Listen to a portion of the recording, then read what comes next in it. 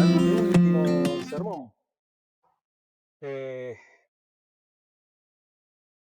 de la serie. Todos los años hacemos el camino a la Pascua, ¿no? Esas siete semanas, esos 50 días, esa cuaresma que hacemos antes de llegar a la Pascua, y estuvimos viendo un camino hacia adentro de nuestros corazones para ver cómo estamos, para poder vernos como iglesia también, cómo estamos.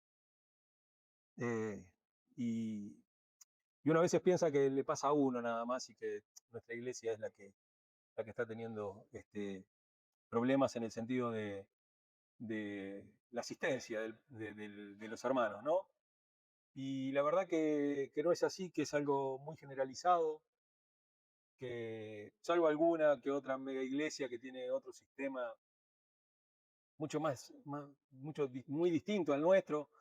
este, Después las iglesias están teniendo una merma, hay un desinterés por las cosas de Dios, hay una desesperanza y un sálvese quien pueda que está ahí en el medio de nuestra sociedad.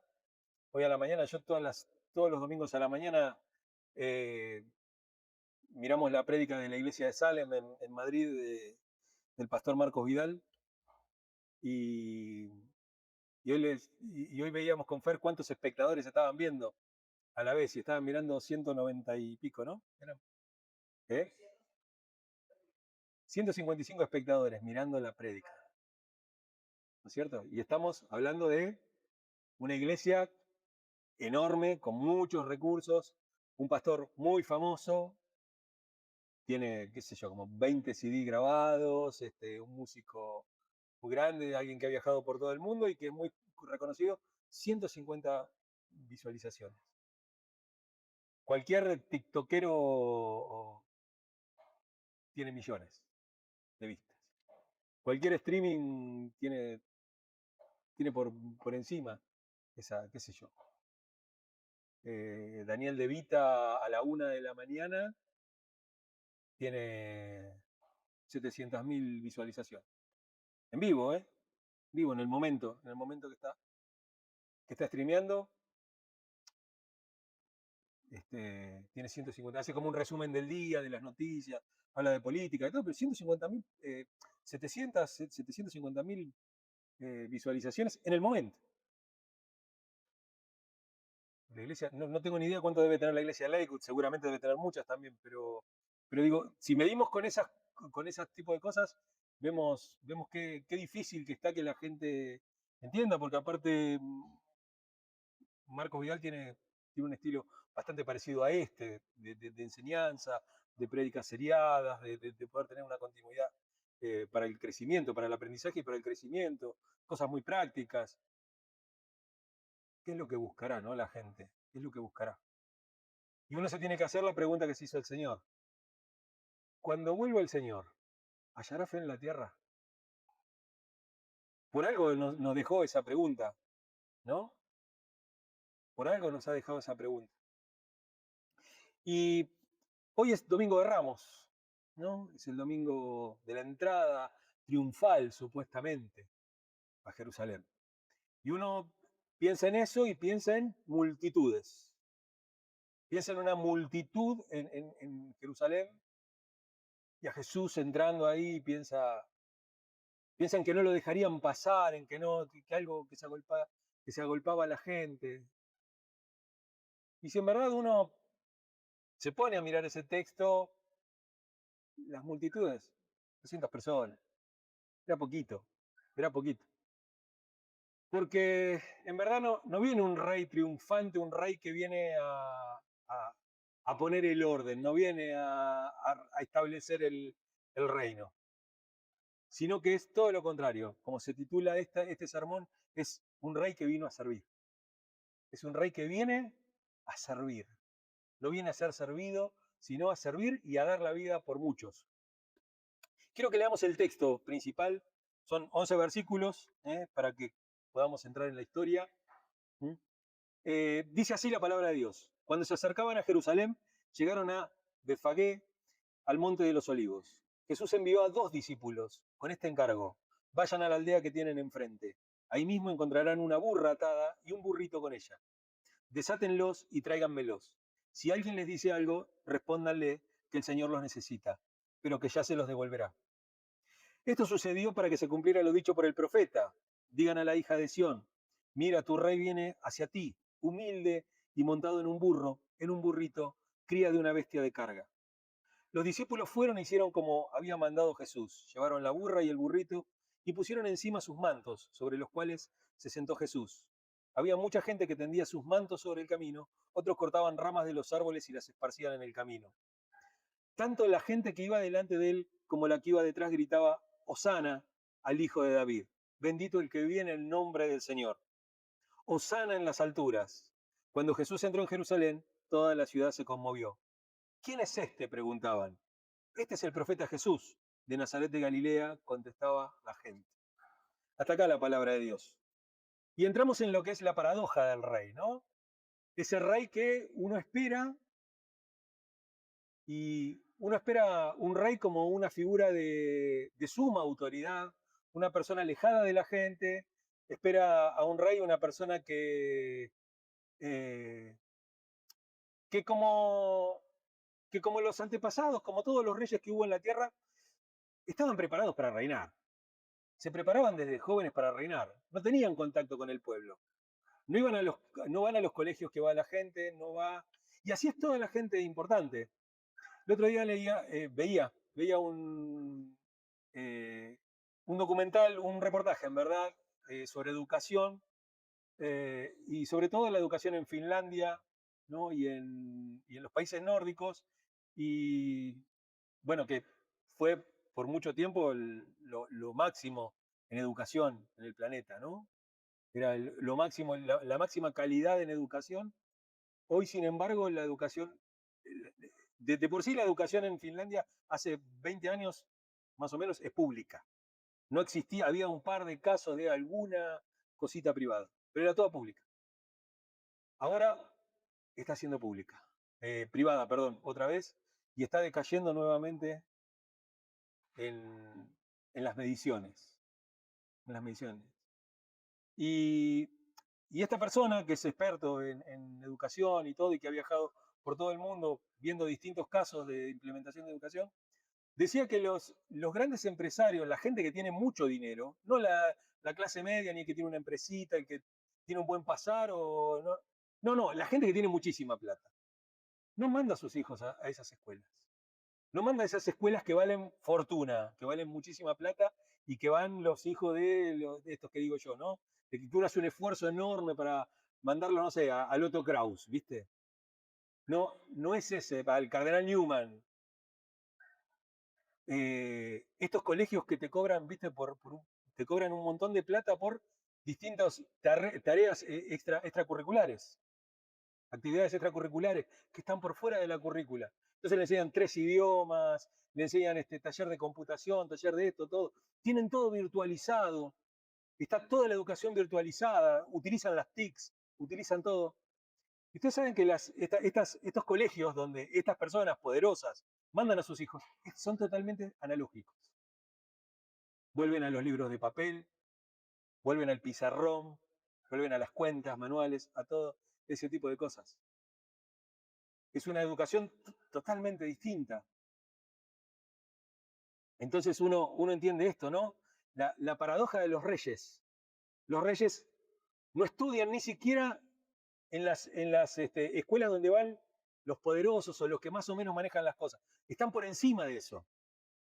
Tienen educadores, porque no se tienen que juntar con la gente. Y la gente está contento con eso. O sea, en Inglaterra a ninguno se le va a ocurrir decir: no, mira, que el rey la verdad que venga y que se siente con nosotros. No, ellos quieren esa imagen porque es su imagen, es verse ellos reflejados, es su símbolo. Y esto pasaba con Jesús, o sea, él es el rey de Israel. ¿Qué pensaría la gente de Jerusalén sobre el rey de Israel? Pensaba en alguien poderoso, alguien que venga con una espada, con una lanza, con una honda, a lo mejor como David. Pero pensaba en ese tipo de reyes, pensaba en ese tipo de realeza.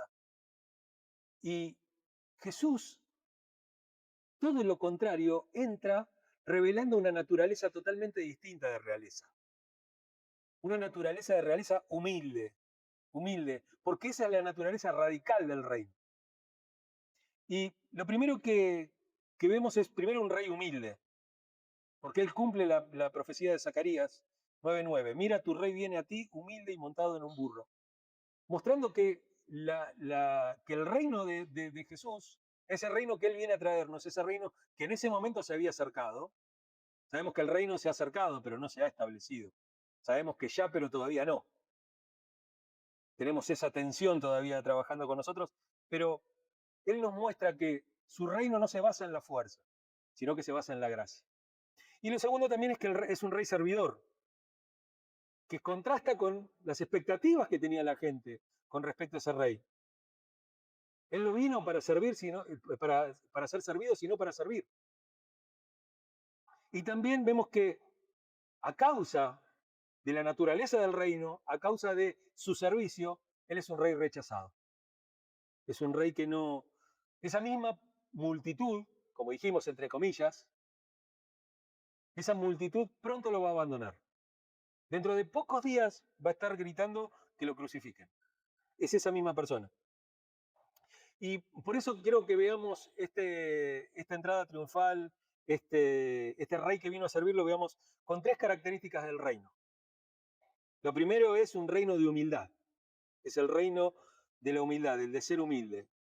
Lo segundo es un reino de servicio. Él no vino para ser servido, sino para servir. Y un reino de sacrificio. Vamos a ver esos tres puntos en este sermón. Y el primero, ¿no? Un reino de humildad. Elegimos ahí como el capítulo 1 al 5.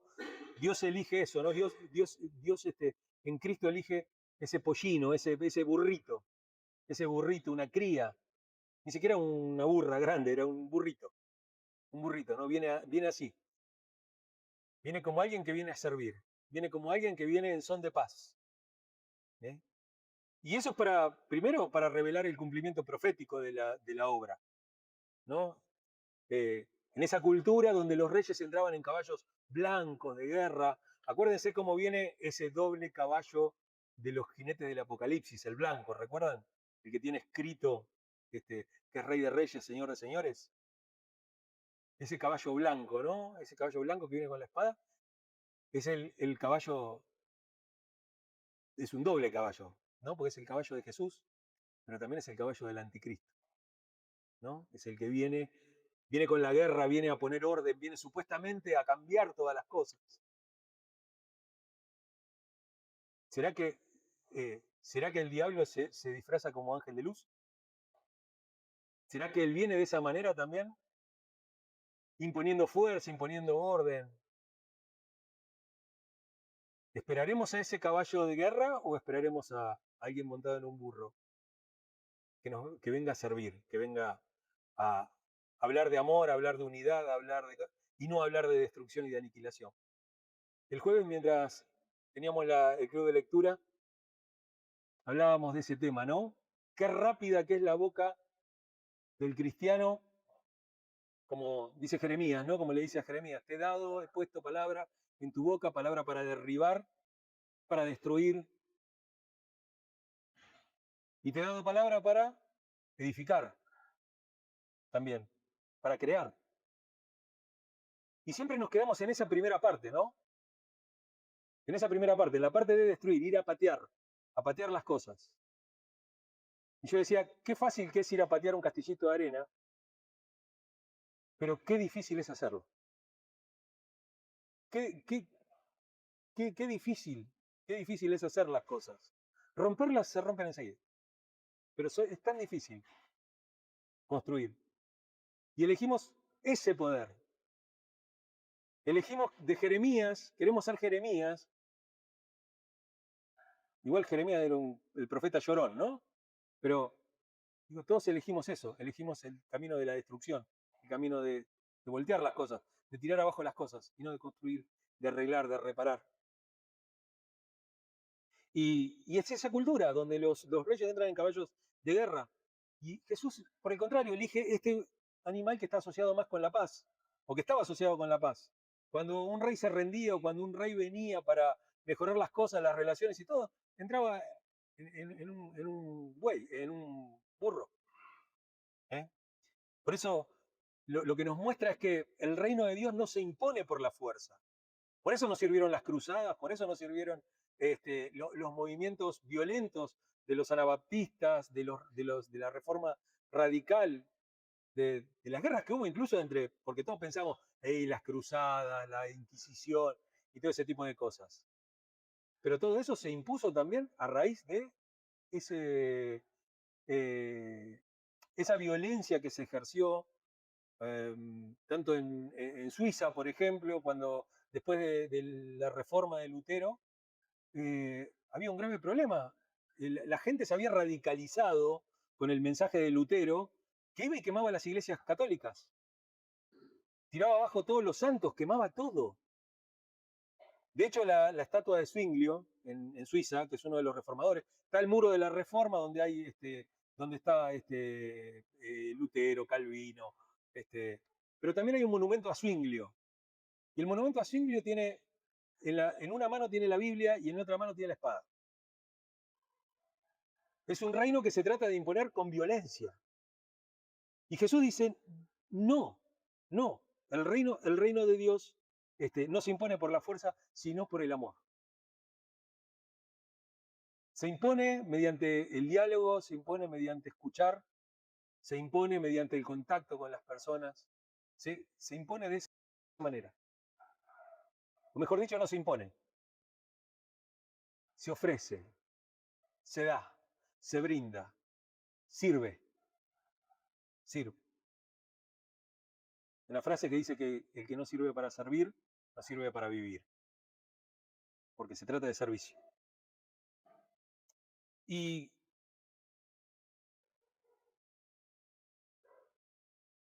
esperen que me perdí. El cumplimiento profético estábamos viendo, ¿no? Ese cumplimiento profético y hay también otra cosa, un contraste cultural. Dios trata de entrar con amor a una cultura de odio, de fuerza, de broncas, de división. Hoy podríamos decir de grietas. La grieta hoy, nosotros hablamos de grieta acá como si fuera hace 2 semanas que salió esto. Pero la grieta ni siquiera le pertenece a Argentina, le pertenece al mundo. Le pertenece al mundo. Y cada vez se va a radicalizar más. Y cada vez es más radicalizado. No, esta idea a mí me funciona, esta forma a mí me funciona, quiere decir que todas las otras formas no van a funcionar. Vamos a hacer una cosa, vamos a derribar todas las otras formas y quedémonos con esta que es la que funciona. Fíjese que es eso lo que pasa, ¿no? Había dos versiones del mundo, ¿no? Lo liberal y el comunismo, y estaban ahí en puja, y existió la Guerra Fría, 50 años, ahí peleando entre ellos, que te tiro una bomba, que no te la tiro, que hago esto, que no hago esto, que apoyo esta guerra, que apoyo otra, todo. También lograron desterrar a lo mejor la parte de Rusia, dejó de ser ese imperio que era, dejó de ser la Unión de las Repúblicas Socialistas Soviéticas, se desarmó todo eso. ¿Qué nos trajo el capitalismo durante 30 años? Nada. Hambre, división, exactamente lo mismo las mismas cosas que teníamos. Y estamos otra vez en la misma. Pero eso pasó muchas veces. Pasó desde el principio de los tiempos. Siempre pasó así. ¿Eh? Caín llevaba la marca por haber matado a su hermano para que nadie lo toque. Y sin embargo, después aparece otro personaje también, Baal, algo así se llamaba, ahí en Génesis, también que dice: el que matare a uno de nosotros, mataremos a 7 de ellos. ¿Viste? Ahí ya había escalado todo. Y llegamos a la Torre de Babel, viene el arca de Noé, viene todo ese tipo de cosas, diluvio universal, vienen todas esas cosas. Siempre grieta, siempre es. O sea, hay un contraste cultural, pero de entrada en la Biblia. De entrada, cuando entra Dios, entra de una manera distinta a lo que el mundo piensa. Y vaya a saber uno por qué Dios actúa de esa manera. Por lo general es rechazado. Por lo general es rechazado. A los jueces no les gustaban los jueces, hacían cada uno lo que bien le parecía, hasta que un día dijeron, bueno, Dios ya se había acostumbrado, los había dejado y los había... Hasta que un día dijeron, no, no nos gusta tener profeta, no, no, nosotros queremos tener un rey, como tienen todas las naciones. Y dijo, mirá que el rey te va a arruinar. No, no, queremos rey. Y Dios le dice a Samuel, no, no te están rechazando vos, me están rechazando a mí. No te hagas problema. Y es así, uno siempre es contracultural, el evangelio es contracultural. Viene de una cultura distinta, es algo, ofrece algo distinto. Por eso Filipenses capítulo 2, versículos 6 al 7 y 7, dicen, quien siendo por naturaleza Dios, no consideró el ser igual a Dios como algo a que aferrarse, al contrario se rebajó voluntariamente. Mientras que los líderes de ese momento esperaban un libertador político, Jesús les ofrece otra cosa totalmente distinta. Les ofrece paz, les ofrece arreglar las cosas. Y vemos también que en base a ese mismo contraste cultural existe hoy con esta invitación actual que nos hace Dios. Jesús nos llama a aprender de la humildad. Aprendan de mí que soy manso y humilde de corazón. El mundo valora otra cosa, el mundo valora el éxito, valora la autopromoción. El camino de Cristo es radicalmente distinto. Es una contracultura.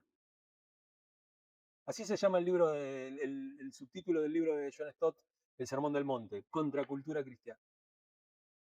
Es más, hay un libro muy interesante de David Platt que se llama Radical, el libro, y habla de esto, habla de estas cosas. Y N.T. Wright, en un libro 2002, dice acá, pero bueno, es edición, ¿no? De Jesús y la victoria de Dios. Dice lo siguiente: la entrada en Jerusalén fue el acto más subversivo de Jesús. Desenmascaró las falsas expectativas de poder humano y reveló un reino basado en el servicio y la entrega.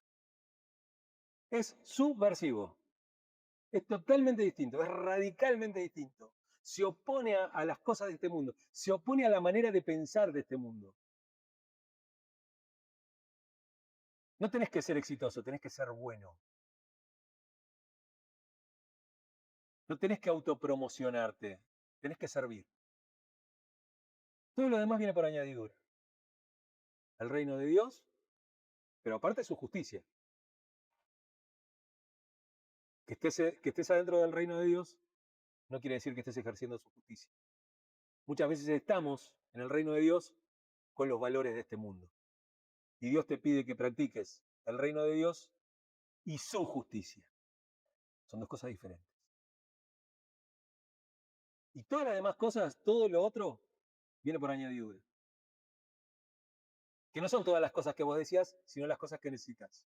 Las cosas que Dios quiere darte para que vos crezcas, para que vos realmente puedas ser una persona de éxito para Dios. Del éxito a la manera de Dios, no a la manera de este mundo. Y lo segundo es un reino de servicio. Es un reino de servicio. El pueblo viene y tira, le alfombra el camino con mantos y ramas, ¿no? A Jesús que viene de Pollini y la gente está contenta porque dice, este va a rajar a todos los de Roma, vamos a quedar acá, vamos a tener el templo de vuelta, vamos a tener un rey, qué bueno, que viene este tipo de Nazaret que estaba haciendo tantas cosas, mandate algunas señales por acá, hacer un par de, viene este, no, vamos de campaña, vamos a hacer campaña, vamos a hacer toda cosa, y, y vemos que hay una adoración espontánea. Hay una adoración que reconoce a Jesús como Mesías. Dice, Hosana al hijo de David. Versículo 9. Y es interesante la palabra Hosana, porque nosotros la ponemos medio ahí como Hosana, como una alegría porque entra y todo, pero la palabra es ayuda, socorro. Ven en nuestra ayuda, ven en nuestro socorro. O danos salvación. Eso es lo que significa Hosana.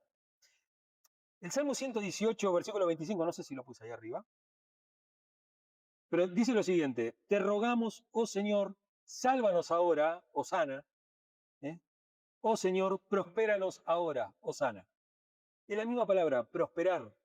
salvar. ¿Eh? Y ellos utilizan esa palabra, fíjense, profetizan en todo caso. Hay algo dentro de ellos, hay un espíritu que los está impulsando a decir esas palabras, a decir Osana, a bendecir el nombre del Señor, a pedir su ayuda, a pedir el socorro del Señor. Pero no logran darse cuenta de cuál es el modo, de cuál es el estilo, de cuál es el espíritu. ¿No? Como Juan y Andrés cuando querían que Dios mande fuego sobre esa, porque no los habían recibido bien. ¿Querés que mandemos a pedir fuego? ¿Viste? Al Señor le decía. El Señor dice, ustedes no tienen ni idea de qué espíritus son. Ustedes no tienen ni idea. Están reconfundidos. Están conmigo, están todo el día conmigo y no se dan cuenta de nada. Y no comprenden plenamente la misión, ¿no? La alabanza es genuina porque incluso están diciendo algo que tiene que ver con las escrituras, que está escrito en el Salmo 118, pero le están errando al sentido, es incompleto, es incompleto. ¿Por qué? Porque si bien la adoración es espontánea, se requiere un servicio práctico. Y hay un servicio práctico acá, que es colocar los mantos. Y que es algo para nosotros esto, para el día de hoy. Ellos colocan los mantos en el piso.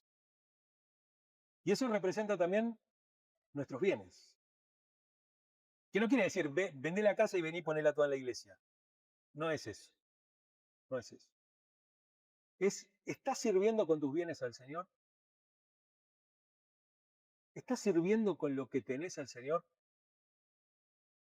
El auto, la casa, el dinero. ¿Estás ayudando a otros? ¿O lo tenés todo para vos? ¿O es algo, o te da seguridad el título de propiedad? ¿Dónde está tu seguridad? ¿En el título de propiedad o en que el Señor te lo dio? Y que le pertenece a Él y que por eso no te lo pueden tocar, porque es de Él. No es Hay dos formas de mirar las cosas. Y en ese servicio práctico también habla de los mantos, pero también de las ramas. De las ramas. Porque los mantos es lo que tengo, pero las ramas tengo que cortarlas. Hay un esfuerzo de por medio. Hay un trabajo de por medio. ¿Estás poniendo esfuerzo en el servicio? En el servicio a Dios. Parte de ese esfuerzo puede venir a la iglesia, ¿no? Venir a hacer algo, qué sé yo. Lo que sea que haya que hacer en la iglesia. Desde lavar un baño, cambiar un plato, predicar, poner la música, cargar el aire con gas, ¿no? Todo ese tipo de cosas que hay que hacer. Dicho sea de paso, nuestro hermano Esteban ha cargado el aire acondicionado que se había descargado, pero digo, servicio práctico. Y la gente debería participar activamente, ¿no? Con sus bienes y con su esfuerzo, las dos cosas. Porque tampoco es, che, ¿sabes qué? Yo voy con mi plata, voy con mi plata. Es como esas obras de caridad que son para calmar conciencia. Porque a mí, plata a mí me sobra, pedime. No me pidas tiempo, no me pidas esfuerzo, no me pidas eso. Déjame que yo tengo muchas cosas que hacer, tengo otras diversiones, tengo otras apetencias, no me pidas tiempo. Yo te mando la plata, pero es así. Fíjense que en el mundo es así. O sea, las grandes, a la gente que tiene muchísimo dinero y todo, lo llaman filántropos, ¿no?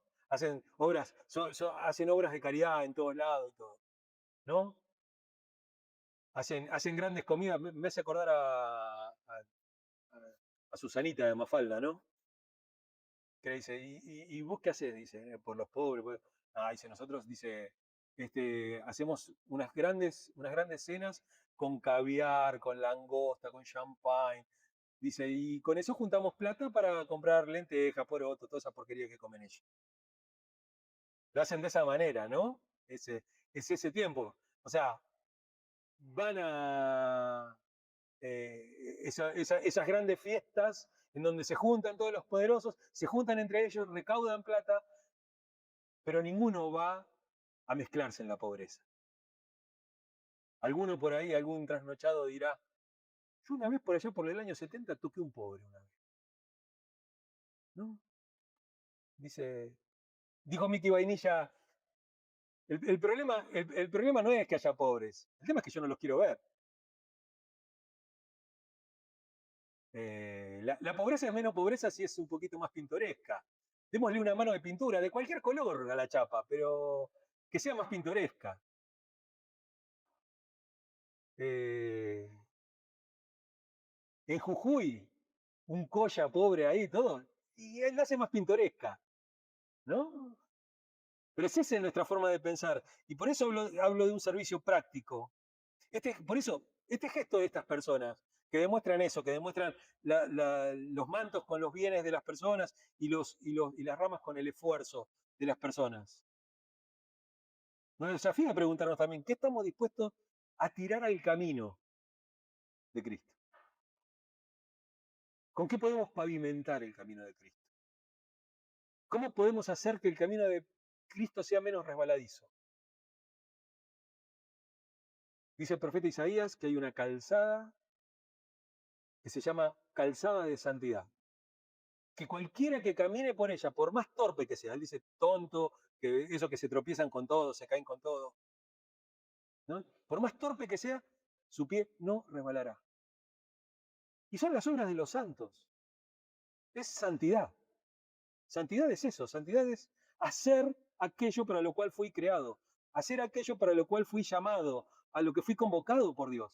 Es eso. Hay mucha gente que está poniendo verdín en la calzada de santidad. Hay muchos cristianos poniendo tropiezos,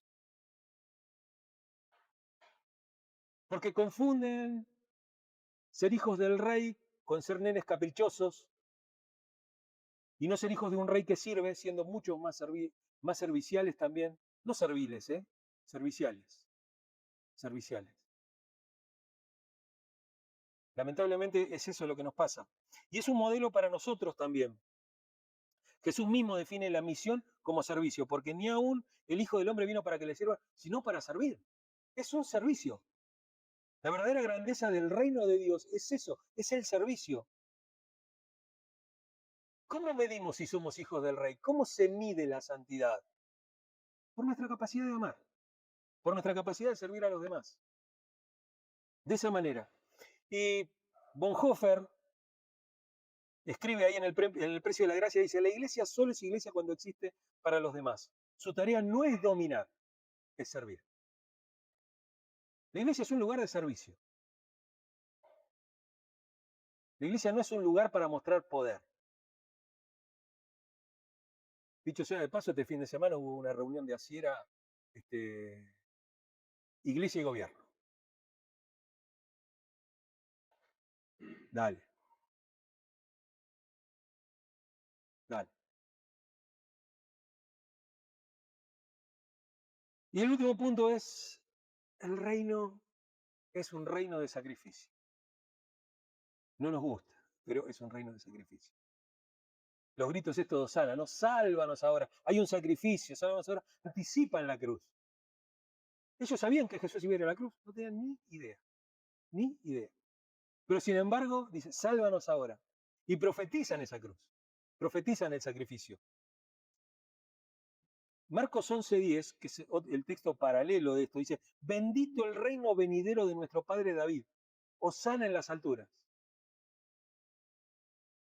Y ahí vemos, como vimos al principio, una alabanza profética, una alabanza, una adoración espontánea. Vemos acá que esa alabanza, que esa adoración es imperfecta. Hay una adoración imperfecta. La multitud quería un libertador político, pero Jesús viene a ofrecer una salvación más profunda. ¿Qué querés? ¿Pasarla bien hoy y después vemos? ¿O querés algo a largo plazo? ¿Qué es lo que tiene el placer, no? El placer es un golpe, es algo muy momentáneo. Y después el vacío. Y Jesús viene a proponer algo mucho más profundo. No se trata de triunfos terrenales el reino de Dios. El triunfo de Jesús no se trata de triunfos terrenales, sino de una redención eterna. Se trata de una redención hasta el final. Porque no tiene que ver con nuestros propósitos. tiene que ver precisamente con un propósito divino. Hay un propósito divino en lo que viene a ser Jesús. Jesús sabía que pasaba por la cruz. Sabía que pasaba por la cruz. Hoy escuchaba porque Marcos Vidal justamente estaba hablando el domingo de Ramos. Le dio un enfoque distinto porque se fue más adelante del texto. Y él decía, Jesús sabía que cuando entrara en Jerusalén iba a salir con los pies para adelante. Sabía que era de esa manera. Y él decía, yo ni loco entro. Y nadie entraría. Y Jesús sabe que hay un propósito más allá, que hay un propósito divino. Y él lo dice en Juan capítulo 12, verso 24, leo la palabra de Dios para todos. Si el grano de trigo no cae en la tierra y muere, queda solo. La semana pasada hablaba de esto, porque ahora el 30 se estrena El Eternauta en Netflix, ¿no? La historia de Juan Salvo. Y el lema del Eternauta es, nadie se salva solo. Por eso dice, si el grano de trigo no cae en tierra y muere, queda solo. Jesús no quiere quedar entero. Jesús quiere que su cuerpo sea partido porque quiere compartirlo.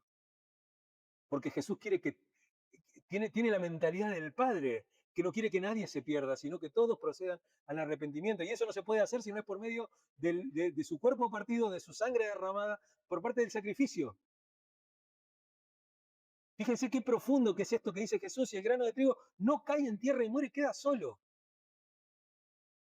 Jesús no quiere quedarse como un grano entero, Jesús quiere ser partido. Jesús quiere ser partido y repartido. Y esa humildad que él tiene, no es debilidad, sino que es una expresión máxima de amor. Nadie tiene mayor amor que uno ponga la vida por sus amigos. Esa es la demostración de amor. Y a este propósito divino le sigue un llamado radical. Un llamado radical. No te está llamando, che, vení y fíjate. Él te está llamando a deja todo y vení. Ese es el tipo de... Por eso, seguir al rey implica tomar nuestra cruz. Ya lo vimos en alguno de los sermones pasados. Tomar nuestra cruz. El que quiera ser mi discípulo, niéguese a sí mismo, tome su cruz y sígame. No hay discipulado auténtico sin entrega y sacrificio. Es esto lo que necesitamos. Necesitamos un cambio de mente, necesitamos amar a las personas, necesitamos servir a las personas, necesitamos sentirnos útiles en el reino de Dios y jugar con las reglas del reino. Que dice, ponele otra mejilla, que te dice, camina una milla más, que te dice, si te pide la capa, dale también el calzado, o al revés, no me acuerdo. Son esas cosas que nos llama a ser serviciales, no serviles. Y tampoco a ser serviles. No hay que ser malo. Porque lamentablemente, cuando uno sigue las reglas del mundo, pasa lo que dice Pablo cuando dice que tu corazón se vuelve malo. Tu corazón se vuelve malo. Tu corazón se vuelve... Vieron que Ezequiel habla del corazón de piedra. Y ese corazón es un corazón que... La piedra permea algo, ¿viste? De hecho, algún ladrillito o algo pasa para adentro de la humedad. Pero la palabra que utiliza para piedra, para ese material, es mármol. Es como algo como un mármol, como un granito. Creo que el granito se usa para las mesadas, ¿no? Porque no hay forma de permearlo. Así es nuestro corazón cuando no cumple el servicio, cuando no cumple el llamado, cuando no cumple la vocación.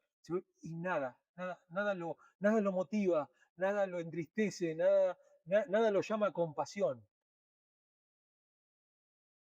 Necesitamos nuevamente escuchar el llamado radical de Dios. Y el pastor Timothy Keller en El Rey Crucificado, en su libro, nos dice, la cruz no fue un accidente en el camino de Jesús, fue el camino mismo. Todo en su vida lo condujo a ese momento de entrega total. Nació para ser crucificado. Nació como ofrenda. Nació como ese cordero que se cuidaba en el templo, que se criaba desde chiquito que no tenía mancha, que no tenía defecto, que era el mejor, el cordero gordo, el mejor de todos para ser sacrificado a Dios. Así fue Jesús. Es el cordero de Dios, el mejor, sin mancha, sin ningún defecto. Lo mejor para ser sacrificado por todos nosotros, por todos nosotros. ¿Y qué nos pasa a nosotros con la palabra? ¿Qué nos pasa a nosotros con estas cosas? Tenemos como tres áreas. Lo primero es examinarnos a nosotros mismos. Adoramos al Cristo verdadero, al rey ese que viene a servir, a ese rey que viene en un burrito, a ese rey que se mezcla entre las personas, que se junta con nosotros a comer cosas baratas, lentejas y todas esas cosas que Susanita le daba a los pobres. ¿Queremos ese rey? ¿O pretendemos sentarnos en la mesa como la multitud esa, ¿no? Que venga y que nos libere de todo esto. Que todas estas riquezas que tienen los romanos vengan a nosotros y que nosotros podamos disfrutar y nosotros seamos ahora. ¿Viste cuando te pasás dos pueblos? ¿Qué es lo que pasa a veces, muchas veces con las causas, ¿no? A veces se pasan dos pueblos. Y yo entiendo cuando algo tiene que ser elástico y a veces se tiene que pasar para que cuando en el reacomodamiento quede donde tienen que quedar las cosas, ¿no? Pero nos pasa ahora con el feminismo, ¿no? La mujer ha quedado tan empoderada que los hombres no saben qué hacer. Los pibes no saben qué hacer. Los chicos no saben cómo ejercer la masculinidad. No saben cómo hacerlo. Porque se habló solamente de la parte del feminismo. Y se habló que el hombre era malo, que el hombre era el que pegaba, que el hombre era esto, que el hombre era toda la porquería, todo, y ahora mandamos nosotros. Bueno, se cambió la cosa. Ahora y los pibes no saben cómo actuar. Siempre te pasan dos pueblos. Y por eso digo, tenemos que examinarnos a nosotros mismos y ver si no nos pasamos dos pueblos con algunas cosas. Como iglesia. ¿eh? Y como esa multitud podemos estar tentados a buscar solamente los beneficios, solamente las añadiduras y no al reino de Dios y su justicia. Y también servir. ¿Cómo podemos imitar la humildad de Cristo y servir de esa manera? Servir desde la humildad. ¿Cómo imitar la humildad en nuestras relaciones esta semana, hoy, mañana, pasado, todos los días? El reino de Cristo se manifiesta en actos concretos, en cosas concretas. No se dan en el aire, no es algo abstracto. No es solamente decir Jesús te ama. No es eso. Estamos cansados de escuchar Jesús te ama. El amor se demuestra andando. Carlito Balá diría, el movimiento se demuestra andando, pues andemos, decía él, ¿no? Y el amor se demuestra amando. No es Jesús te ama solamente. Lo dice Santiago. Santiago dice, si alguien tiene hambre, tiene necesidades, y vos lo despedís y le decís, Dios te bendiga, vamos a orar por nosotros, y no le das nada, ¿qué le estás solucionando? ¿Qué le estás tirando palabra? Parece la curandera del barrio. No, esta te cura de palabra, no tenés ni que ir nada. No te toca nada, te cura de palabra. Nosotros que somos de La Ferrer, de Casanova, de esos lugares, había mucha de esa gente. ¿eh?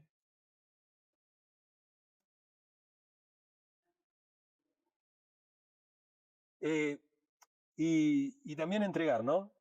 Entregar mantos y palmas. Mantos y palmas. Talentos, recursos, tiempo. ¿Qué cosas podemos poner a los pies de Jesús para servir a los demás? ¿Qué cosas podemos poner a los pies de Jesús para servir a los demás? ¿Qué podemos hacer para pavimentar el camino del Señor? ¿Qué podemos poner para que el camino del Señor sea un camino donde cualquiera, por más torpe que sea, no se resbale? Para que puedan entrar todos. ¿Qué podemos hacer nosotros? ¿O vamos a seguir tirando piedras? ¿O vamos a seguir poniendo aceite en el pavimento para que alguien se resbale? ¿Qué es lo que vamos a hacer?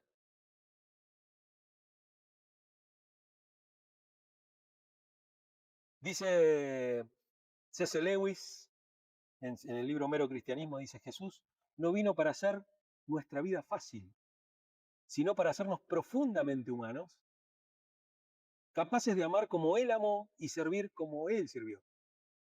Él viene a hacernos verdaderamente humanos. Y pensaba en esto, ¿no? En cómo reconocerlo como rey a Jesús, ¿no? A ese rey que es rey de todo el universo, a ese rey que creó todo lo que hay, todo lo que exista. Y vos decís, no, bueno, pero mi auto no lo creó Jesús. Cada átomo que compone, cada material que tiene ese auto, lo hizo Jesús. El hombre lo combinó, hizo otras cosas. Pero hasta eso tan material lo hizo Jesús. Todo lo hizo Dios. Y ese rey viene a la tierra y viene a servir, a proclamar paz. A proclamar paz. Acuérdense lo que tuvieron los pastores en aquella primera Navidad. Lo que vieron, ese ángel que vieron, que dijo, gloria a Dios en las alturas y paz a los hombres en la tierra.